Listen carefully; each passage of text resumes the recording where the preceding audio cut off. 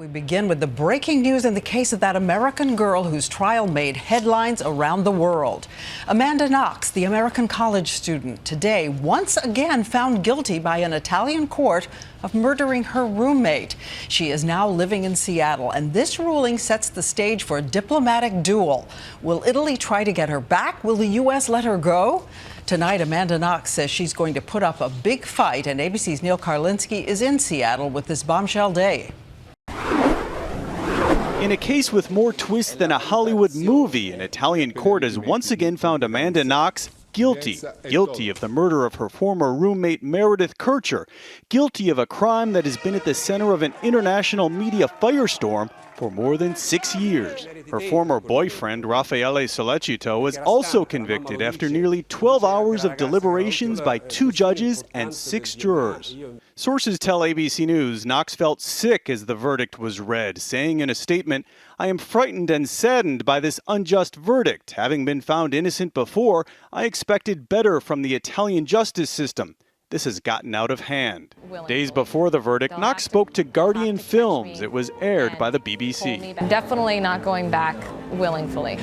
They'll have to catch me and pull me back, kicking and screaming, into a prison that I don't deserve to be in. Knox's parents told us late today they're stunned but defiant. The emotion I pick up on is anger. You're right. Anger is what, moves us forward to, help us fuel the fight that we have now, probably years more of fighting for this. But how could this happen? After being convicted of her roommate's murder in 2009 and serving 4 years in prison, she was cleared after a second trial found the original evidence unreliable. There was no evidence she was even at the murder scene. She then returned home to Seattle, writing a book, and then learning that Italy's highest court overturned the acquittal and ordered a new trial.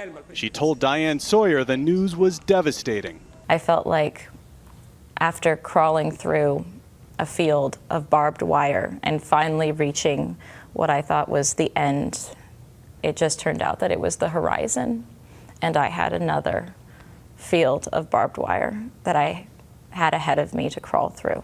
But it won't end here. Knox can appeal yet again to Italy's Supreme Court, and if the guilty verdict is upheld, only then will the question of extradition be on the table.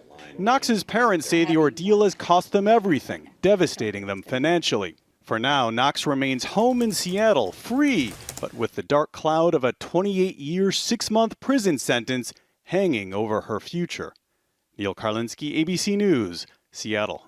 With thanks to Neil, I want to bring in ABC's Chief Legal Affairs anchor, Dan Abrams. If this is affirmed, Dan, is there any way the United States will let the Italians drag her back into prison in Italy? Well, in most cases, the answer would be yes, because in Italy right now, she is a convicted murderer. In this case, I think it's unlikely. I don't think it's impossible, but I think it's unlikely that the U.S. government will ultimately force her to go back to Italy. Well, again, when I talked to her, she talked about U.S. government officials backing her, and she had gotten some state officials particularly standing by her. So is this a political decision and the consequences of that? It helps her. This is a political decision and not a legal one, because if you viewed it strictly through the legal prism, you have someone who's been convicted, had due process in an Italian court, as long as it's affirmed. But since it's a political decision and ultimately going to go through the State Department, I think she's going to have a lot of support in this country, which is going to make it very difficult. And I think that they are going to frame legal arguments to say this is the reason we are not going to send her back. Okay, they can ask. Whether we send her is another issue. Exactly. Okay, thank you, Dan.